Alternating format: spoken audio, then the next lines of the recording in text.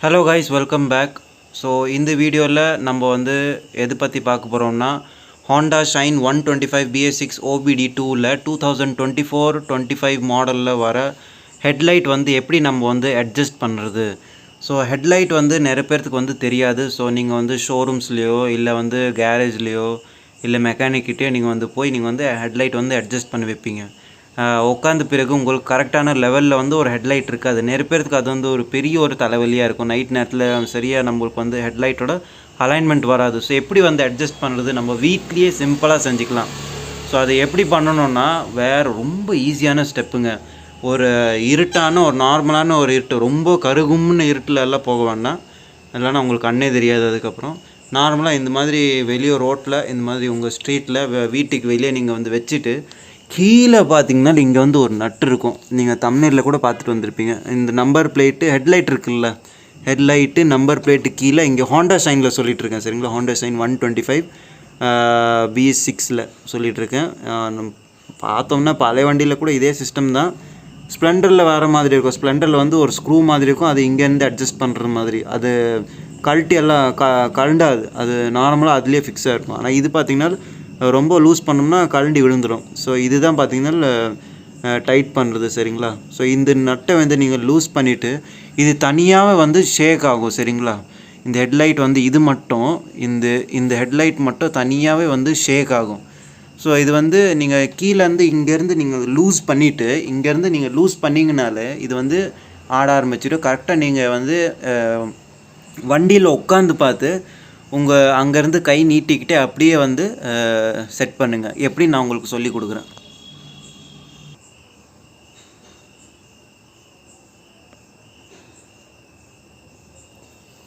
So இப்போ பார்த்தீங்கன்னா record ஆகுதுல்ல,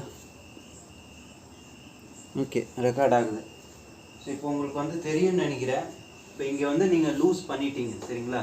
இங்கே நீங்கள் லூஸ் பண்ணிட்டீங்க, இப்படி நேராக வச்சுட்டு நீங்கள் வந்து நீங்களே வீட்டில் தனியாக ஒரு ஆளாக இருக்கிறீங்க. ஏன்னா நானும் அப்படி தான் பண்ணேன்.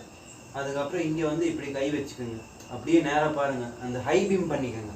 ஹை பீம் வந்து உங்களுக்கு நேராக ஸ்ட்ரெயிட்டாக போகிற மாதிரி. அப்போ தான் நைட் நேரத்தில் நீங்கள் ஹைவேஸில் லாங் ரைட் போகிறீங்கன்னா, இருட்டான ரோடு ஹைவேஸில் நீங்கள் போகிறீங்க, லைட் வந்து கீழேயே விழுந்துட்டு இருக்கும், இல்லைன்னா ரொம்ப மேலே போயிட்டுருக்கும்.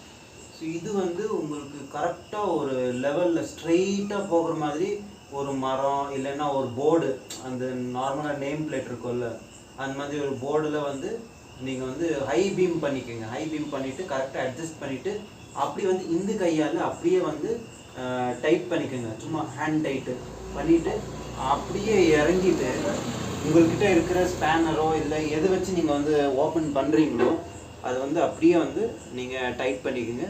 ஹெட்லைட் வந்து ஆட்டோமேட்டிக்காக அட்ஜஸ்ட் ஆகிடும் சூப்பராக. அதுக்கப்புறம் வேறு லெவலில் கார் மாதிரி இருக்கும். நார்மலாக இந்த வண்டி கார் மாதிரி தான் இருக்கும்னு வச்சுக்கோங்களேன். ஏன்னா செம்ம சைலண்ட்டான வண்டி, வைப்ரேஷன் இல்லாத வரைக்கும். ஸோ எனக்கு பார்த்திங்கன்னா இந்த இடத்துல வைப்ரேஷன் இருக்குது. ஆல்ரெடி எல்லா வீடியோலையும் சொல்லிக்கிட்டு தான் இருக்கேன். ஸோ இனி வர அப்கமிங் வீடியோவில் என்னால் முடிஞ்ச அளவுக்கு நான் வந்து இந்த வைப்ரேஷனை வந்து இல்லாத மாதிரி பண்ண போகிறேன். மறுபடியும் புதுசில் எப்படி இருந்துச்சோ அந்த இடத்துல மட்டும்தான் ரீசெண்டாக இந்த தேர்ட் சர்வீஸ் போயிட்டு வந்த பிறகு தான் எனக்கு வந்து இங்கேருந்து வைப்ரேஷன் வர ஆரம்பிச்சிருக்கு. இந்த விரல் காட்டுறது அந்த மட்டும்தான். ஸோ மற்றபடி ஹெட்லைட் வந்து அவ்வளோதான். ஹெட்லைட்டு வந்து எப்படி அட்ஜஸ்ட் பண்ணுறதுன்ட்டு ரொம்ப சூப்பராக வந்து ஹெட்லைட் வந்து அட்ஜஸ்ட் பண்ணிக்க முடியும் சரிங்களா.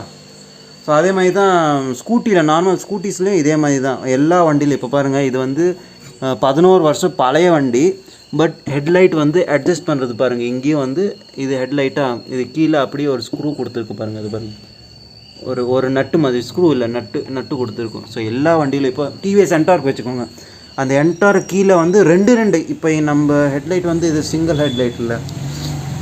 ஸோ அதனால் ஒரு நட்டு மட்டும்தான் கொடுத்துருக்குது. அது வந்து என்டார்க்கில் பார்த்தோம்னா 2 சைட் டபுள் நட்டு இருக்கும். ஸோ அது வந்து லூஸ் பண்ணி ஹெட்லைட் வந்து அதே மாதிரி மேலே கீழே ஆகிட்டுருக்கும். ஸோ அது வந்து அப்படியே லூஸ் ஆகிடும். அப்படியே நீங்கள் வந்து அட்ஜஸ்ட் பண்ணிவிட்டு அப்படியே லாக் பண்ணிட வேண்டியது தான். ஸோ டிவிஎஸ் என்டார்க்கில் வந்து 2 இருக்குது. அது எப்படின்னு நான் வந்து அது வீடியோ வேணும்னா நான் மறுபடியும் போடுறேன். அது நான் போடல அந்த வீடியோ. ஸோ நான் அந்த வீடியோவும் போடுறேன். டிவிஎஸ் என்டார்க்கோட ஹெட்லைட் வந்து எப்படி அட்ஜஸ்ட் பண்ணுறது வீட்லேயே நம்மளாக வந்து எப்படி அட்ஜஸ்ட் பண்ணுறது, அது வந்து நான் கண்டிப்பாக போடுறேன். ஆனால் வீடியோ வந்து அவ்வளோதான். வீடியோ பார்த்துக்கு நன்றி, தேங்க்யூ ஸோ மச். அண்ட் சேனலை வந்து எனக்கு தெரியும் எல்லாம் சப்ஸ்கிரைப் பண்ணிடுவீங்க. சப்ஸ்கிரைப் பண்ணுங்கள். ஸோ முடிஞ்ச அளவுக்கு நான் வந்து எல்லாமே சொல்லிட்டேன்.